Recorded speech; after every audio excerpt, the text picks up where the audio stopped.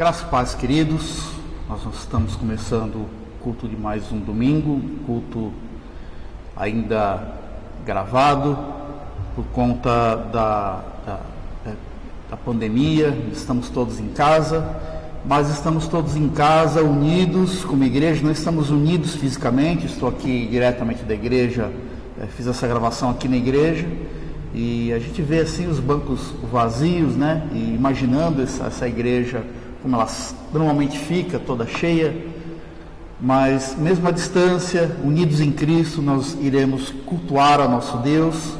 Peço que nesse momento você tente se desligar de todas as distrações que você tiver aí na tua casa e se concentre, louve ao Senhor e vamos também ouvir a mensagem que Ele tem para nós nesse domingo. Nós iremos iniciar com uma oração. Senhor Deus, nosso Pai, nós agradecemos porque apesar de tudo o Senhor tem nos guardado, Senhor. Agradecemos porque temos ainda esses meios, Senhor, para te cultuar e estarmos de alguma forma unidos ao Senhor. Rogamos que o Senhor continue a proteger a cada um e, Senhor, perdoa os nossos pecados nesse momento e esteja recebendo o nosso culto, a nossa adoração que prestaremos a Ti agora, Pai. Senhor, que nós rogamos, já agradecidos pela Sua bênção, pela Sua proteção, pela Sua presença, em nome de Jesus, nosso Senhor e Salvador. Amém.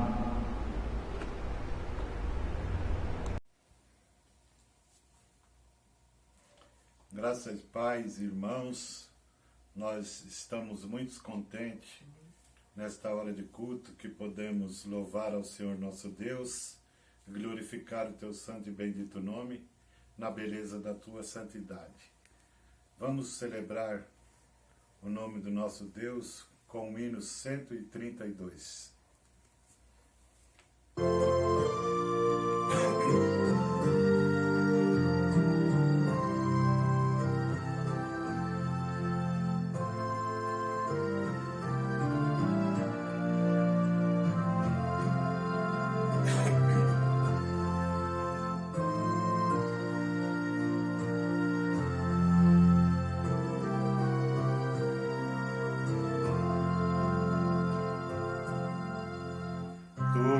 Sobre a amarga cruz revelaste o teu amor, tu que vives, ó Jesus, vivifica no Senhor. Venha, vem, Jesus Senhor, nossas almas despertar com teu santo e puro amor. Vem, Senhor, nos inflamar. Ó vem, nossas almas inflamar. Eis o mundo tentador a querer nos atrair, sem teu fogo abrasador não podemos resistir. Venha, vem, Jesus Senhor, nossas almas despertar com teu santo e puro amor. Vem, Senhor, nos inflamar. Ó vem, nossas almas inflamar.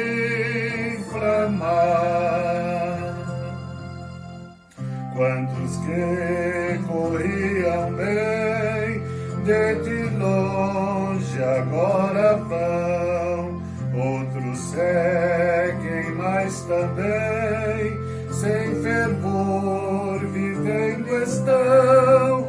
Venha, vem, Jesus Senhor, nossas almas despertar com teu santo e puro amor. Vem, Senhor, nos inflamar. Ó vem, nossas almas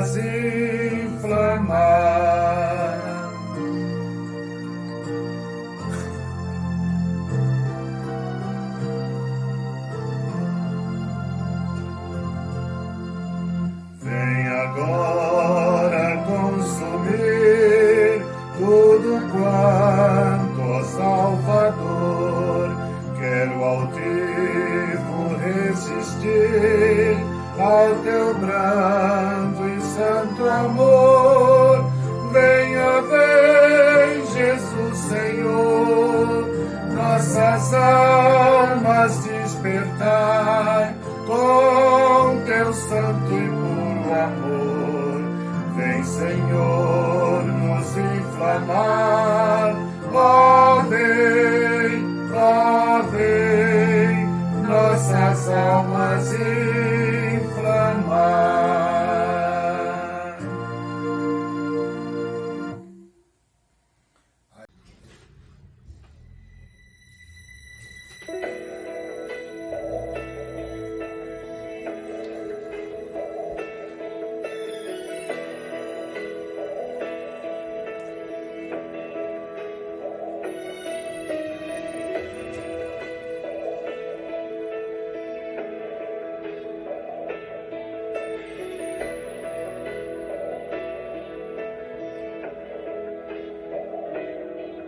Não dá pra imaginar tanta dor. Tudo ele sofreu, foi por amor, por mim, por você, por mim, por você. Não dá pra imaginar tanta dor. Tudo ele sofreu, foi por amor, por mim, por você, por mim, por você. Porque Deus amou o mundo de tal maneira que enviou seu único filho, para que todo que nele crê não pereça, mas tenha vida eterna. Mas tenha vida eterna.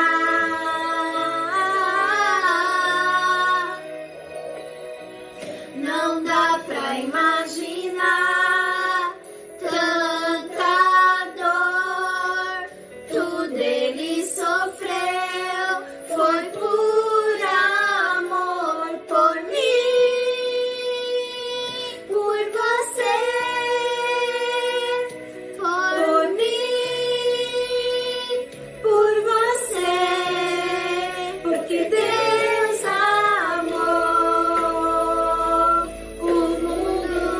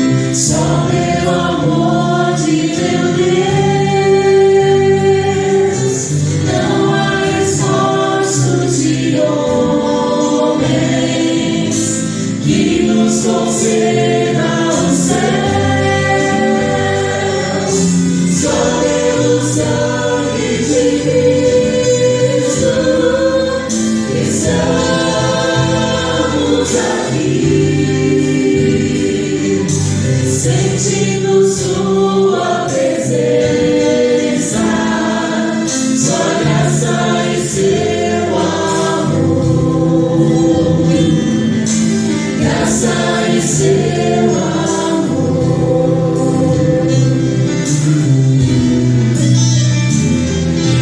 Foi lá na cruz que Jesus deu seu perdão.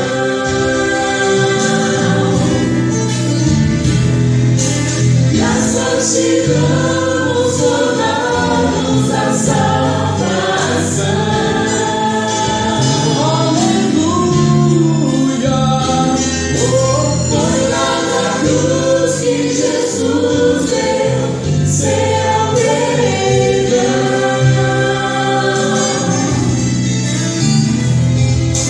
Graças te damos, donados da salvação.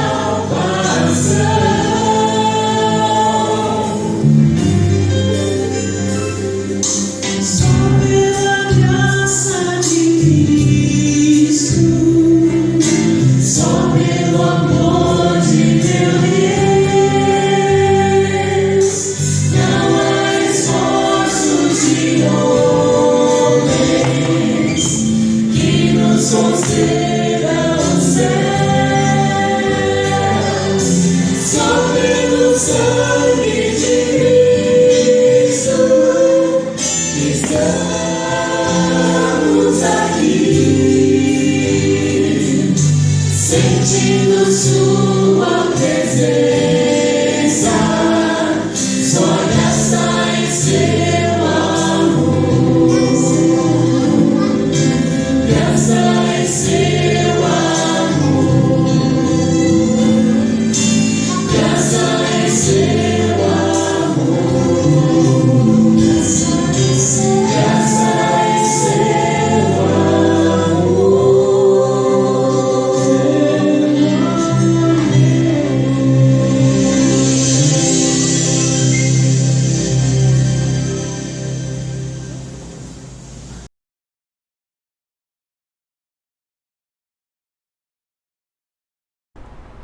Graças e paz, queridos.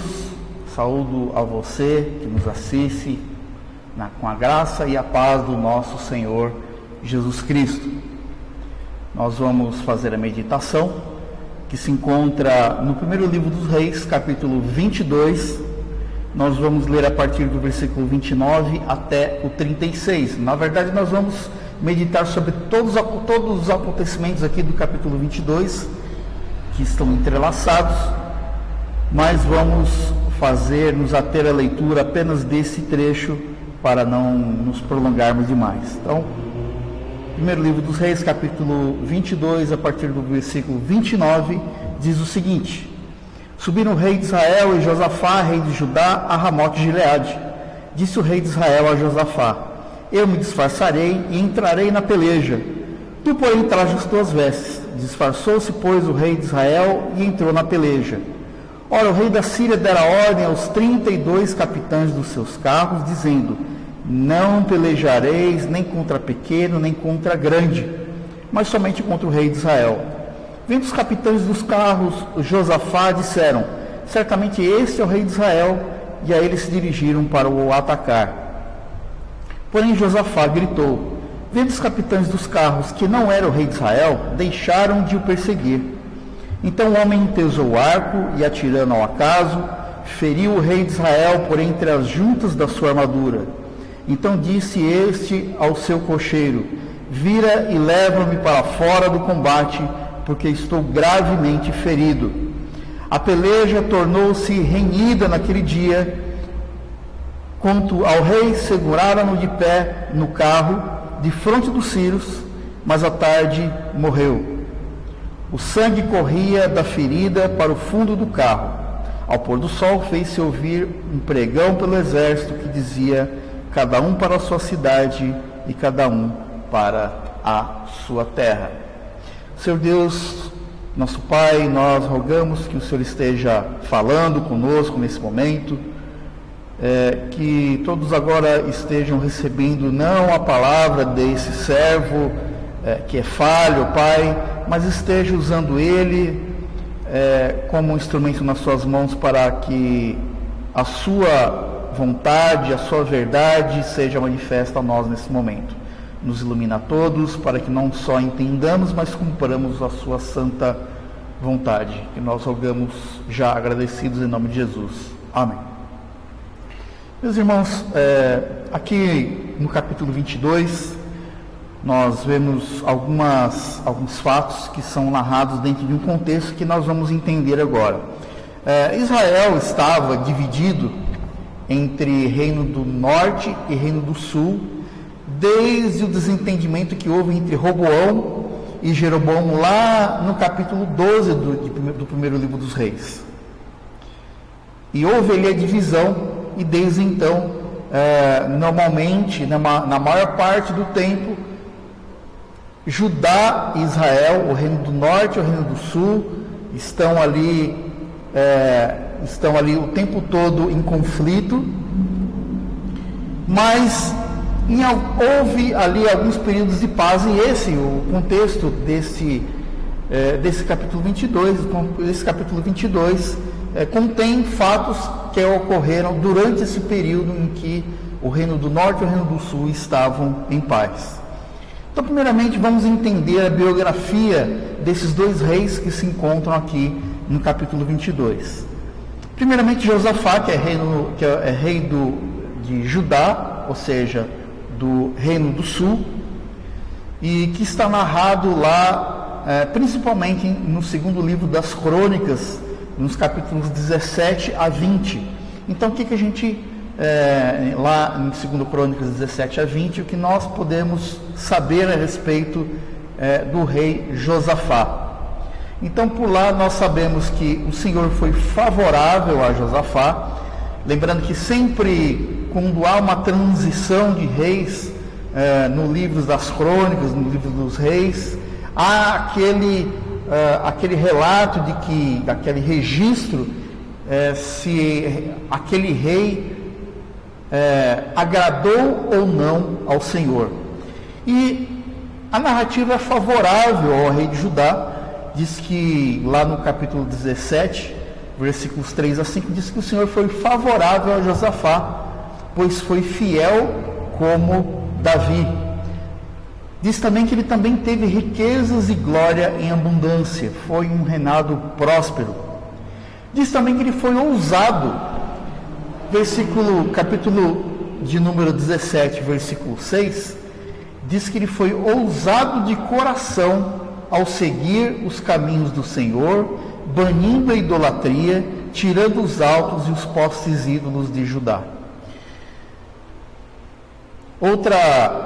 Além de banir toda a idolatria que existia ali em Judá, os versículos 7 a 9 desse capítulo 17 também relatam que ele não só baniu o engano, baniu a idolatria, mas ele também ensinou a verdade, porque diz que no 3º ano do seu reinado, ele instituiu homens para que estivessem ensinando o livro da lei, ensinando a lei do Senhor em todas as cidades do reino a todo o povo.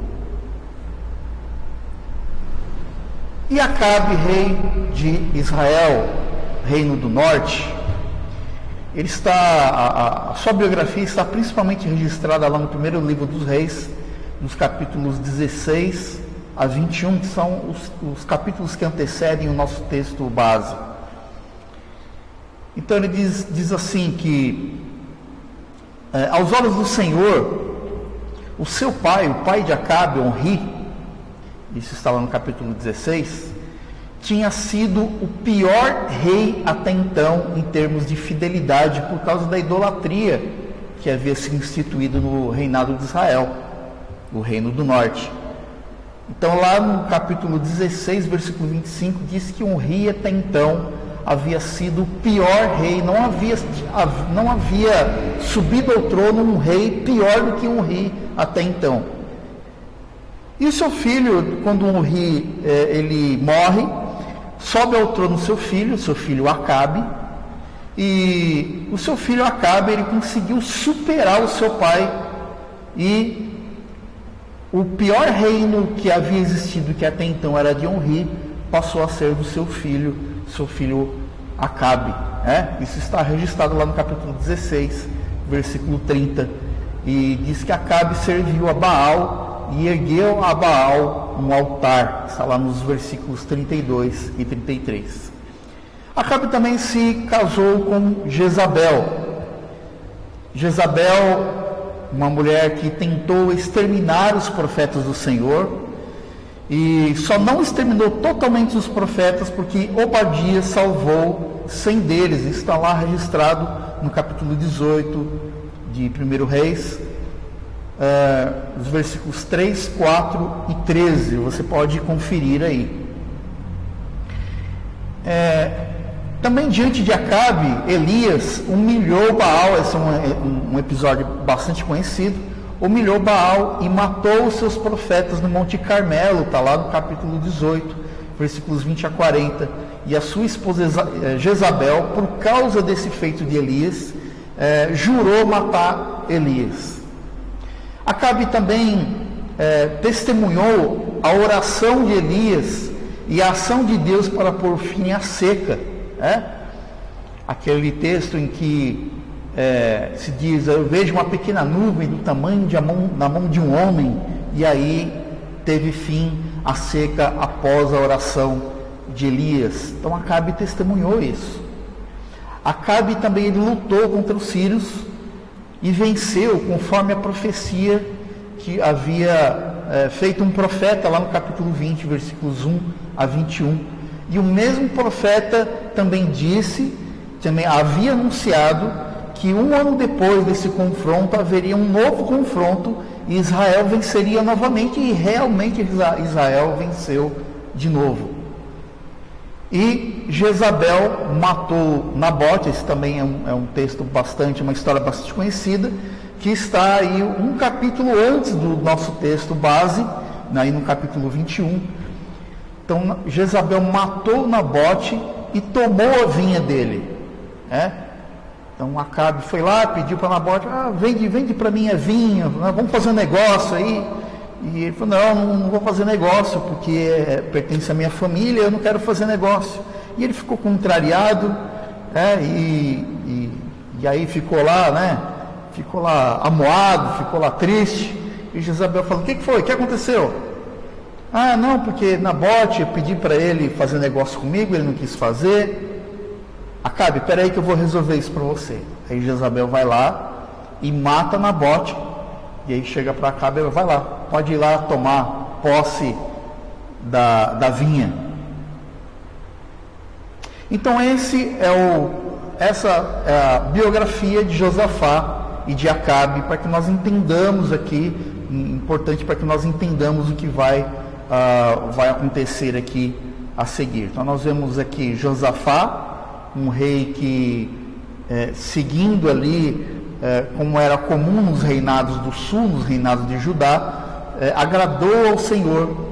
E Acabe, o rei de Israel, que dando continuidade à idolatria iniciada aí por sua família. E nos anos de Josafá houve paz com os reis de Israel, houve paz entre os dois reinos, entre os dois reis, e eles conviveram em paz. Então havia paz entre Josafá e Acabe. E 3 anos após a última vitória de Acabe sobre os sírios, eles se aliaram. Está aqui no começo do capítulo 22, e Josafá então se associa, se alia a Acabe para tomar a terra aqui dos sírios, porque no capítulo 22, versículo 3 disse o rei de Israel aos seus servos: não sabeis vós que Ramote de Gileade é nossa, e nós hesitamos em tomá-la das mãos do rei da Síria? Então perguntou a Josafá: irás tu comigo a peleja a Ramote de Gileade? Respondeu Josafá ao rei de Israel: serei como tu és, o meu povo como o teu povo, os meus cavalos como os teus cavalos. Em outras palavras, Josafá estava falando aqui para Acabe: estamos juntos, Vamos à peleja, vamos lá. E assim como acontece que está prestes a acontecer um confronto entre Israel aliado com Judá contra a Síria, havia uma certa, apesar das duas vitórias anteriores, havia ainda um clima ali, certamente havia ali um clima de tensão, porque não é uma decisão que um rei toma assim, da noite para o dia. Tanto é que diz aqui que se passaram 3 anos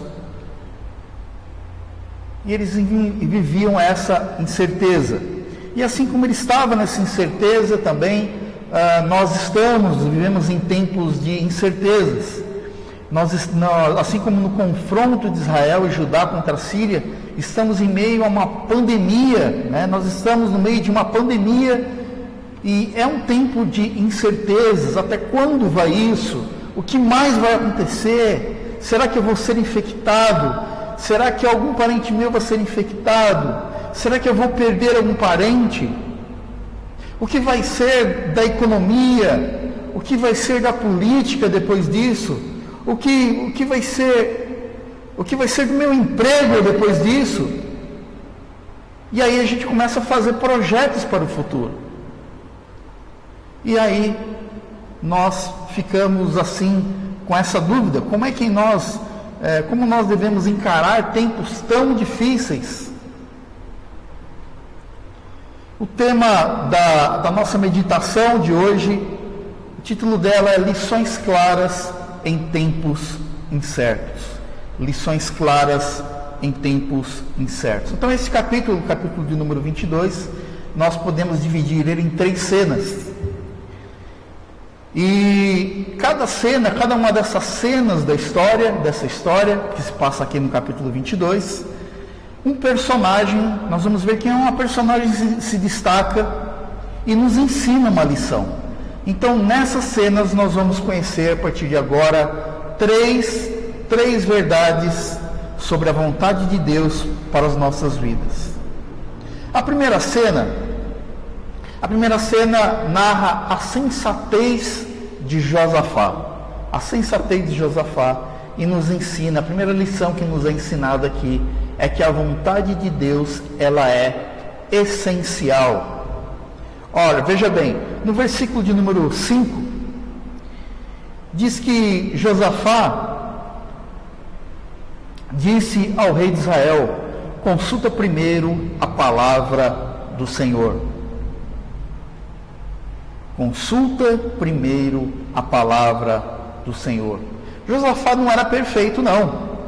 Quero que você entenda isso, que Josafá não era uma pessoa perfeita, isenta de qualquer erro.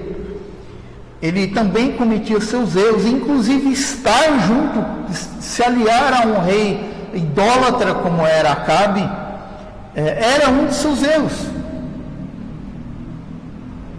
Mas ele sabia, de qualquer forma, ele sabia da importância de conhecer a vontade do Senhor antes de entrar numa batalha qualquer, principalmente entrar numa batalha contra a Síria.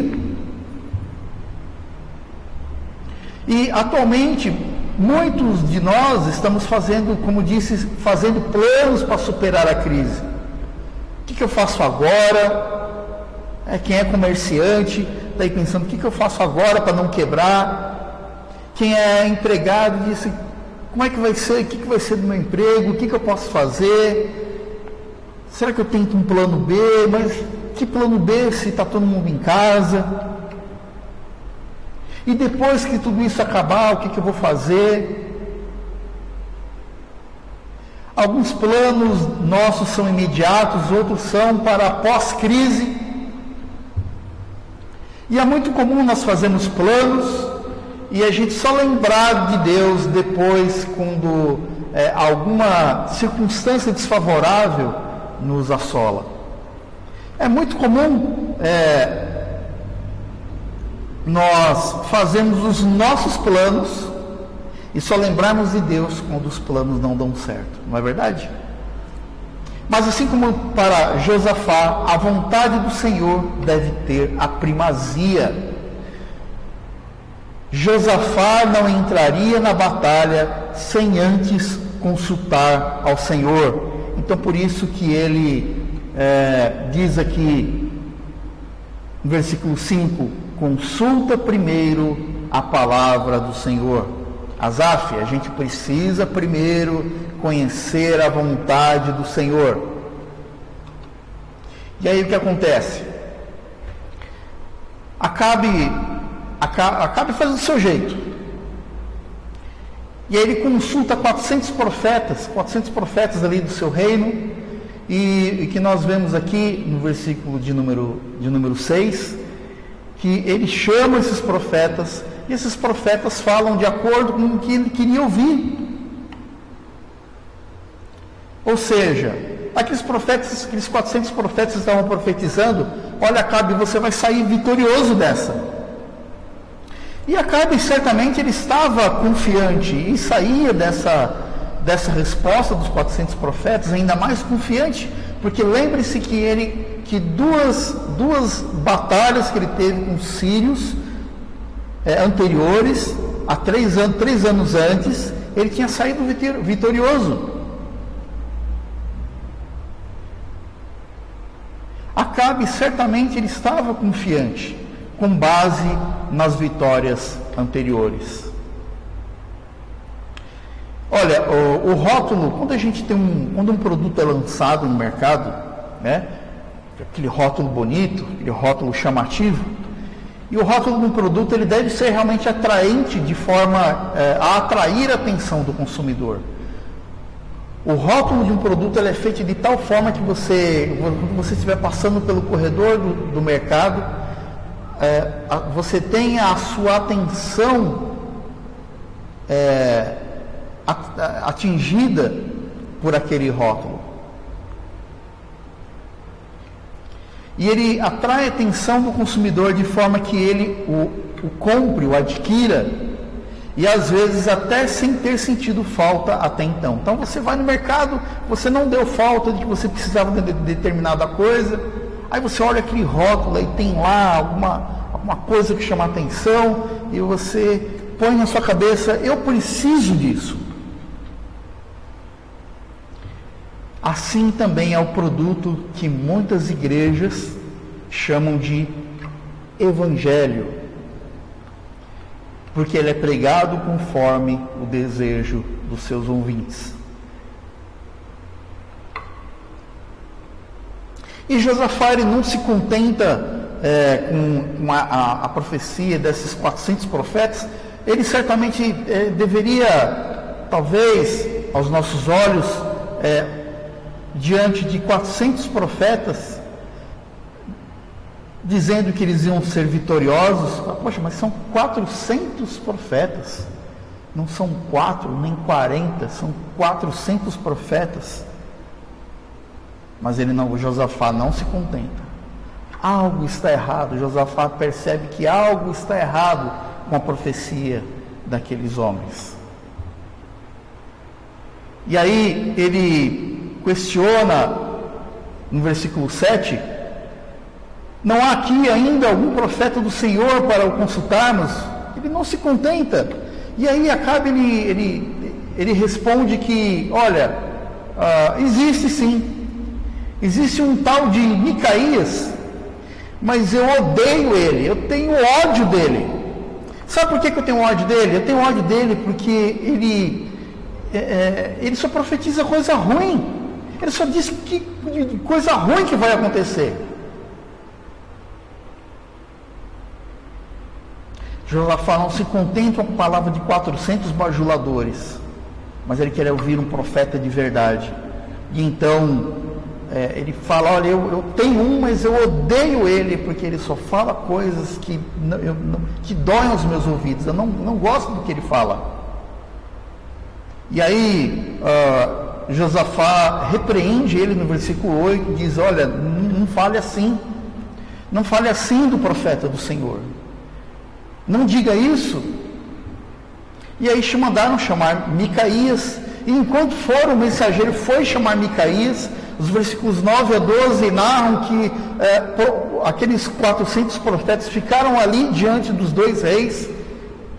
Eles ficaram ali profetizando, falando de vitórias. Inclusive, narra que um deles, chamado Zedequias, lá no versículo de número 11, um deles, chamado Zedequias, pega um par de chifres e diz: é assim que o rei vai vencer o rei da Síria.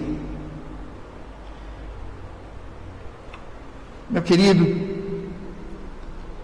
mas fica a nós aqui a lição de sensatez de Josafá. E a lição que fica aqui é que a vontade de Deus é essencial, ela é primordial, ela deve ser buscada em primeiro lugar. E não é uma profecia qualquer, mas uma profecia verdadeira. Devemos valorizar e respeitar os pastores que verdadeiramente se esmeram em ensinar a verdade após anos de preparo, anos no seminário. Alguns continuam os seus estudos e fazem mestrado e fazem doutorado, e não só porque eles estudam, mas também porque eles oram por suas ovelhas, eles cuidam das suas ovelhas num relacionamento pessoal. Esses são poucos, esses pastores sérios são poucos, mas valem mais do que 400 enganadores, valem mais do que centenas de enganadores, bajuladores que se intitulam profetas. Eu fico pensando nesse tempo de pandemia, essas igrejas que ficam superlotadas, e você olha assim, você olha aqueles programas de televisão e vê aquela multidão de pessoas dentro da igreja. Você olha assim, você perde a noção de onde é que acaba o templo, de tanta gente. Mas a maioria ali entra do mesmo jeito que entra, ele sai. Do mesmo jeito que ele entra, ele vai ali, assiste a um espetáculo, participa do culto, ele quer a solução de algum problema seu, um problema de doença, um problema financeiro, e da mesma forma que ele ali entra e recebe a oração de alguém, e ele sai, ele vai embora, e ele não tem um relacionamento ali. O dirigente, seja ele um pastor, o bispo, o apóstolo, ele nem toma conhecimento de que das pessoas que entraram por ali. É tanta gente. Então nós temos uma igreja totalmente, um relacionamento eclesiástico totalmente impessoal. E nesses tempos de pandemia, como ficam essas igrejas? Que depende da circulação do público em seus templos. A segunda cena, que se encontra a partir do versículo de número 13, é a cena que narra a sentença de Micaías. E a lição que aprendemos aqui é que, a primeira que nós aprendemos é que a vontade de Deus é essencial. A segunda é que a vontade de Deus nem sempre agrada. Veja que no versículo de número 13, enquanto os profetas estavam ali, os 400 profetas estavam ali, falando coisas boas para o rei, agradando o rei com suas profecias, falando coisas que agradavam seus ouvidos, o mensageiro vai buscar Micaías, e chegando lá ele tenta, de certa forma, ajudar Micaías, porque ele diz assim para Micaías, lá nos versículos 13 e 14, olha Micaías, tá cheio de profeta lá, eu vou te levar lá diante do rei, tá cheio de profeta lá, falando coisa boa, falando que, olha, o rei está querendo entrar numa batalha contra o rei da Síria, e os 400 profetas estão falando que ele vai vencer. Então eu aconselho você a fazer o mesmo, tá? Vai lá e faz igual.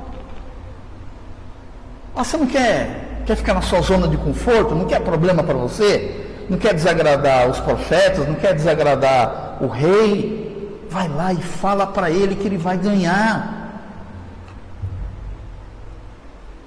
Fala para ele que ele vai vencer, porque é o que todo mundo está dizendo. Mas Micaías reafirma o seu compromisso com a verdade. No versículo de 14 diz que Micaías diz: tão certo como vive o Senhor, o que o Senhor me disser, isso falarei. Eu tenho compromisso com a verdade. E ele é levado então diante dos reis Josafá e Acabe, e chegando lá ele é questionado sobre a batalha que haveria. E como Micaías sabia, né, como era ali o que Acabe pensava dele,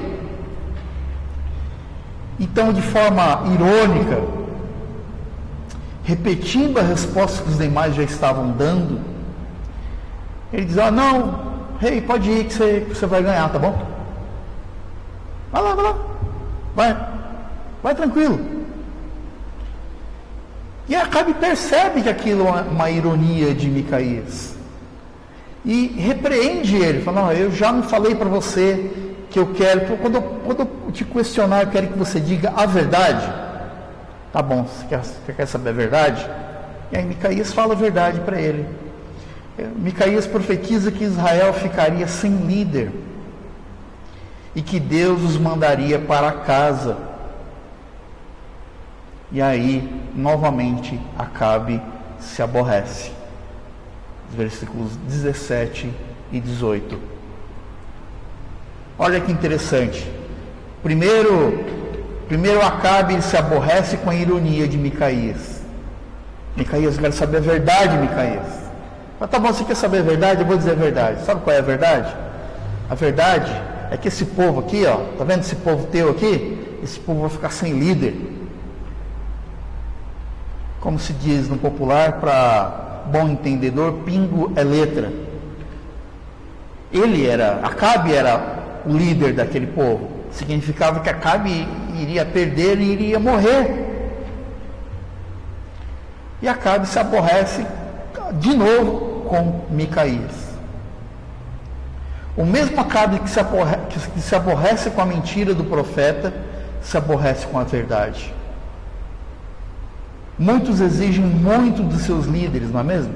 Muitos exigem muito, não, porque presbítero tem que ser assim, pastor tem que ser assado, diácono bom é aquele que é assim, né? Mas aí o líder pisou no seu calo, já não serve mais. Então ele exige do líder, mas quando o líder exerce sua função de líder contra ele, não, aí já não gostei, acho que não tem que ser assim.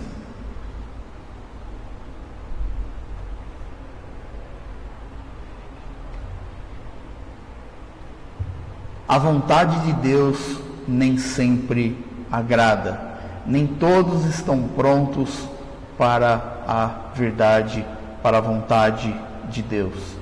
Existe uma ilustração que mostra muito bem, ilustra muito bem como isso acontece. Uma ilustração que certa vez houve uma enchente numa cidade e uma casa que era construída num lugar baixo, numa baixada, num vale, começou a ser inundada pela chuva, pela enchente. Não parava de chover, e chovia, e uma enchente começou a entrar na casa daquele homem. E ele orava insistentemente para que aquela chuva parasse. E ele orava: Senhor, faz com que essa chuva pare, me salva.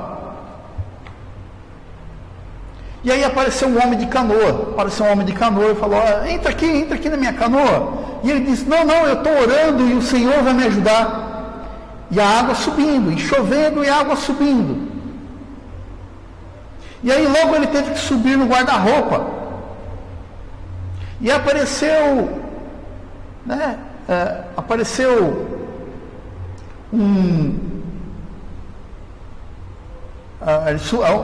ele subiu no telhado, ele estava em cima do guarda-roupa, e chamaram ele para o barco, falou, não, o Senhor vai me salvar. E aí ele sobe para o telhado, a água continua subindo, ele vai para o telhado, e a chuva não para.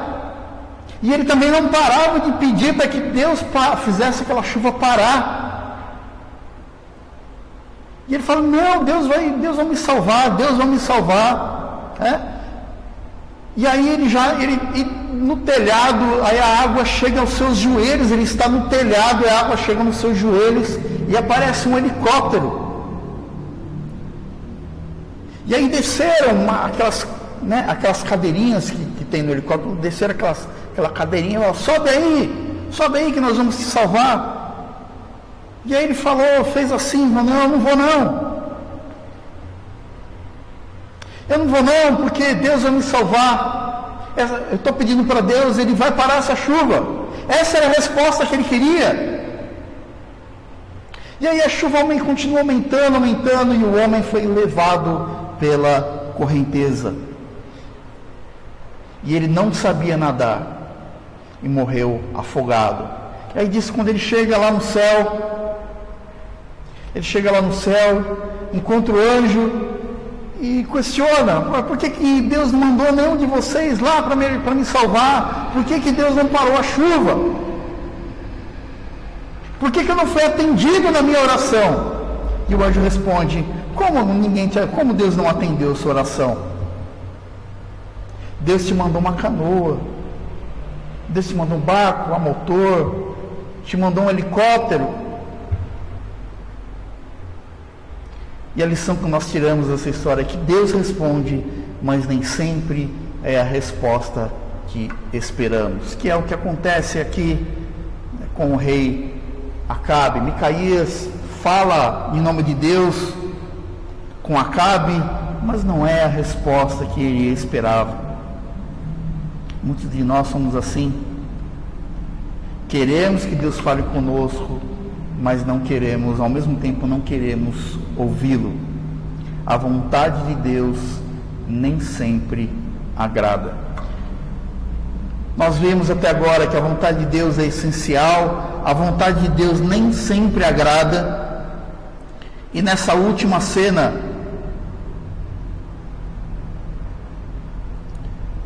aqui ao finalzinho,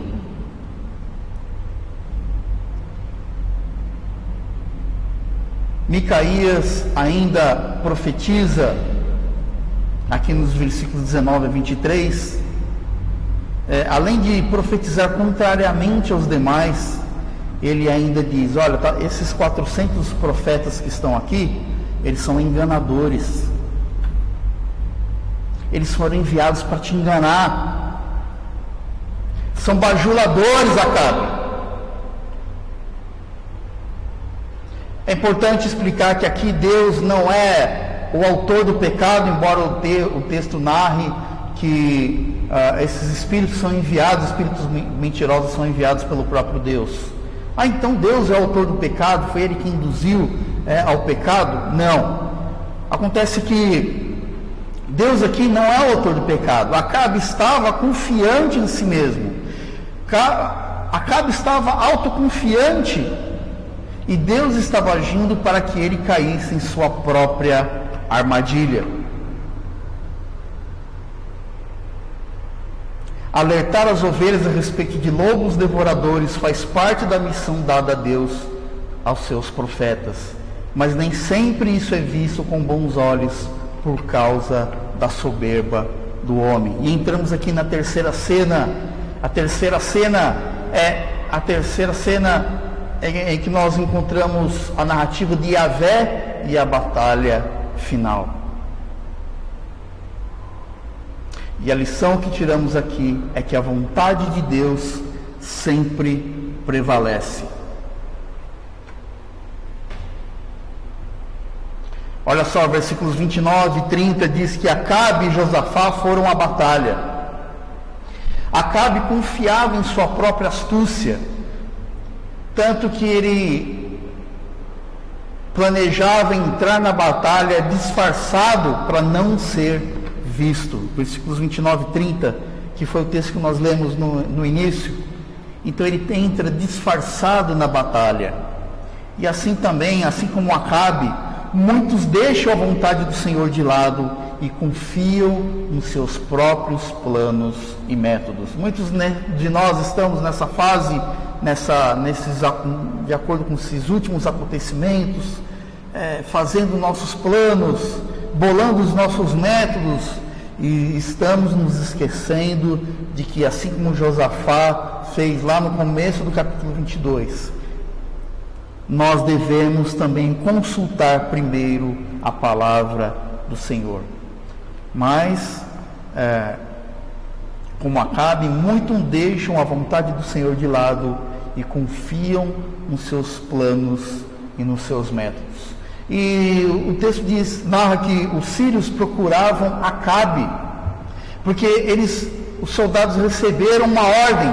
Olha, não é para brigar nem contra grande nem contra pequeno, mas eu quero a cabeça do rei de Israel, eu quero a cabeça de Acabe. Essa era a ordem que foi dada lá pelo rei da Síria. E o texto narra que eles procuravam Acabe, e como Acabe estava disfarçado e Josafá estava na batalha com seus trajes reais, eles olharam para Josafá e disseram: está ali o rei está ali. E eles foram em direção a Josafá para o atacar. E o texto diz que ele dá um grito. E vendo os sírios, quando os sírios viram que não era Acabe, eles mudaram de rumo. Nós vemos aqui um claro livramento sobre a vida de Josafá, rei de Judá, o rei justo, o rei que fazia a vontade do Senhor, o rei que, segundo o registro da palavra de Deus, o rei que, assim como Davi, agradou a Deus. Houve livramento naquele dia a favor de Josafá, rei de Judá, que quase foi morto no lugar de Acabe. No texto paralelo a esse, lá no segundo livro das Crônicas, capítulo 18, versículo 31, diz, quando narra exatamente esse mesmo acontecimento, diz que Josafá, porém, gritou e o Senhor o socorreu. Deus os desviou dele. Deus tem sempre um plano melhor para aquele que faz a sua vontade. Repito, Deus sempre tem um plano melhor para aquele que faz a sua vontade. Não significa que aquele que faz a vontade de Deus sempre vai ter a sua vontade realizada. Eu estou dizendo que Deus tem sempre um plano melhor para cada um de nós, ainda que para nós não seja uma boa notícia. Aquele que tem Jesus não só como Salvador, mas também como seu Senhor do seu futuro, a esses Deus tem reservado sempre um plano melhor. Ainda que façamos parte do grupo de risco, a palavra final vem do Senhor. Nós estamos em tempos que se fala muito em grupo de risco. Grupo de risco. O grupo de risco são os idosos acima de 60 anos. O grupo de risco também, faz parte também do grupo de risco aqueles que têm doenças pulmonares, doenças cardíacas. Esses fazem parte do grupo de risco. Mas a verdade é que, ainda que façamos parte de qualquer grupo de risco, a última palavra é do Senhor.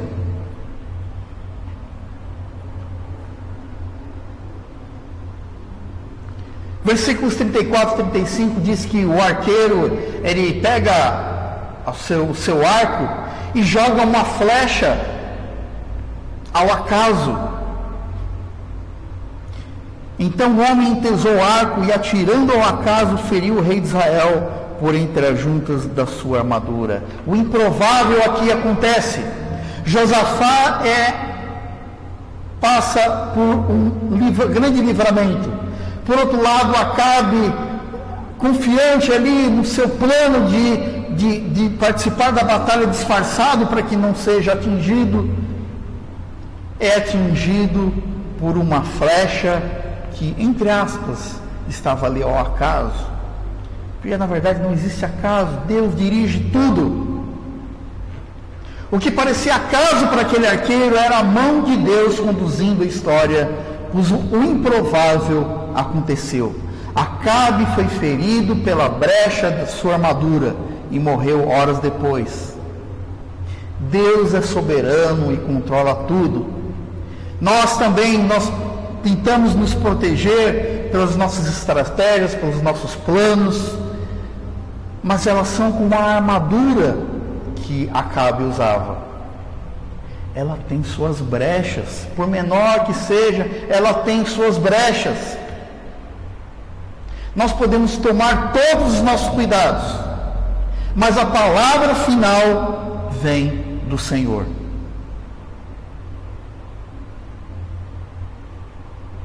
Versículo 36 diz que ao pôr do sol fez-se ouvir um pregão pelo exército que dizia: cada um para a sua cidade e cada um para a sua terra. Lembram disso? Lembra que Micaías ele predisse isso?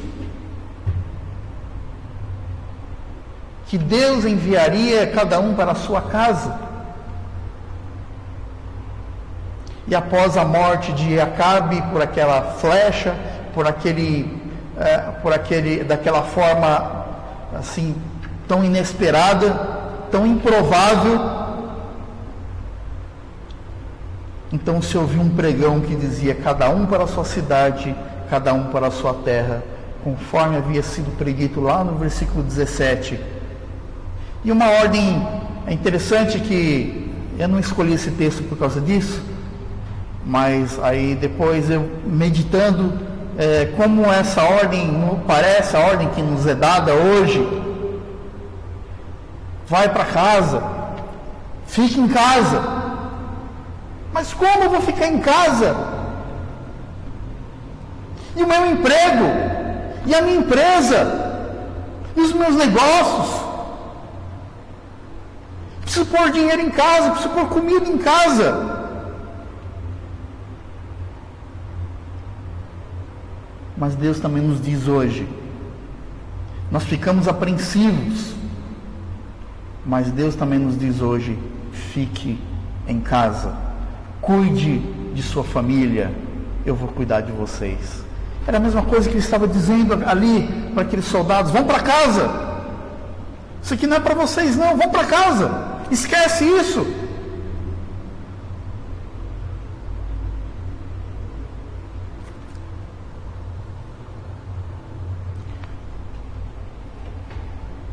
Versículo 38 diz aqui: quando lavaram o carro junto ao açude de Samaria, os cães lamberam o sangue do rei, segundo a palavra que o Senhor tinha dito: as prostitutas banharam-se nessas águas. Quando Jezabel matou o dono da vinha, no capítulo 21,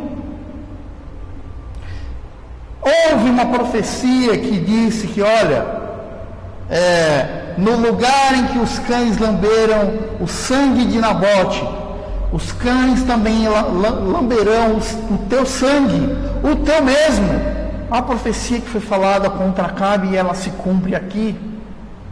Deus cumpre o seu plano nos mínimos detalhes, e não há quem o impeça.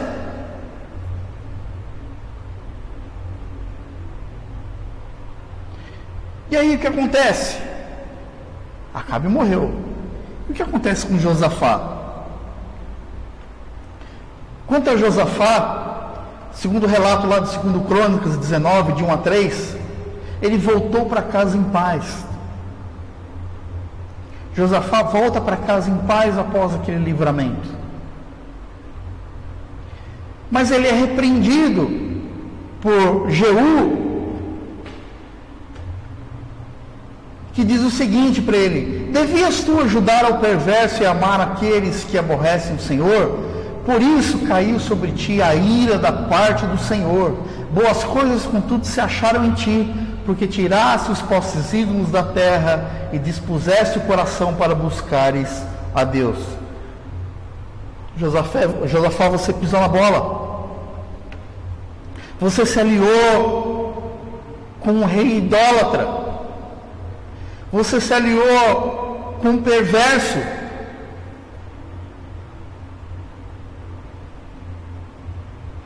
Não nos associemos em julgo desigual com os incrédulos, mas façamos a diferença no mundo carente da verdade.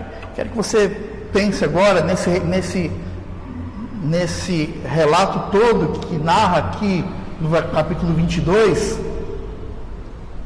Josafá ficou quieto o tempo todo. Ele queria um profeta que falasse a verdade. Quando esse profeta falou a verdade, ele ficou quieto o tempo todo. Estava ali associado com alguém idólatra.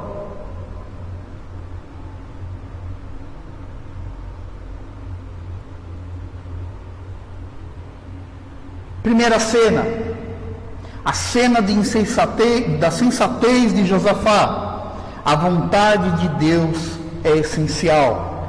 Segunda verdade que nós aprendemos na segunda cena, onde acontece a sentença de Micaías, é que a vontade de Deus, além de ser essencial, ela sempre agrada.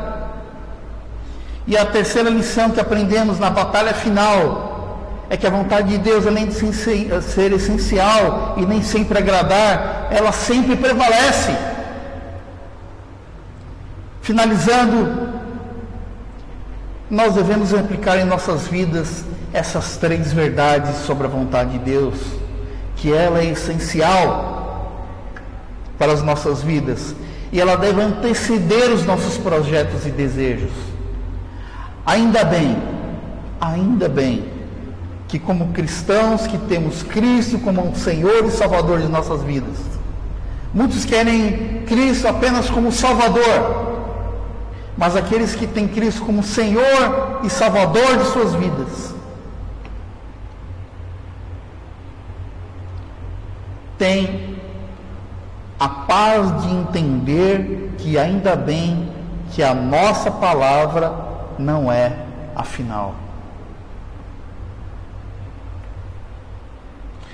Ainda bem que a nossa palavra não é a final. A palavra final é de quem realmente sabe o que é melhor para nós. Ela nem sempre agrada, e uma vida com Cristo nem sempre é como esperamos. Tem gente que pensa: eu vou virar crente e tudo vai dar certo. Eu vou me tornar um cristão, vou começar a ir para a igreja e tudo vai dar certo. Lembre-se que até um mar de rosas tem os seus espinhos. E por último, ela sempre prevalece. O final sempre vai ser melhor para o justo, como nós vimos, do que para o ímpio. E o justo sempre encontrará a vida, ainda que morra. O justo sempre vai encontrar a vida, ainda que morra. O presbítero Ricardo disse que tudo vai dar certo para o justo, como deu certo para Josafá. Não é isso que eu estou dizendo. Eu estou dizendo que o final sempre vai ser melhor para o justo. Ainda que ele morra, ele passará a eternidade com Cristo. Que Deus esteja abençoando sua vida, esteja alimentando isso na sua vida, dando essa paz de que Deus está no controle, de que a vontade de Deus é essencial, ela nem sempre agrada, mas ela sempre prevalece, é a melhor para as nossas vidas. Que você esteja com o seu coração aí consolado por essa palavra, e que Deus abençoe e guarde a sua família. Senhor Deus, nosso Pai, nós agradecemos por essa palavra, que não é uma palavra minha, Senhor, é uma palavra sua aos nossos corações. Continue a alimentar, Senhor, em nossos corações, em nossas vidas, a certeza de que o Senhor tem planos melhores para nós.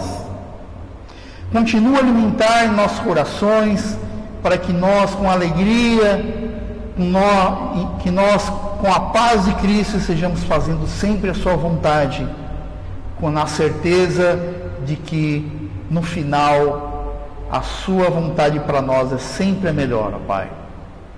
Continue nos guardando, assim como aquele povo foi enviado para casa, Senhor, guarda-nos em nossos lares. Aqueles que estão impossibilitados de trabalhar, esteja suprindo a necessidade de cada um, ó Pai. Ó Senhor, é que nós rogamos, agradecidos em nome de Jesus, nosso Senhor e Salvador. Amém.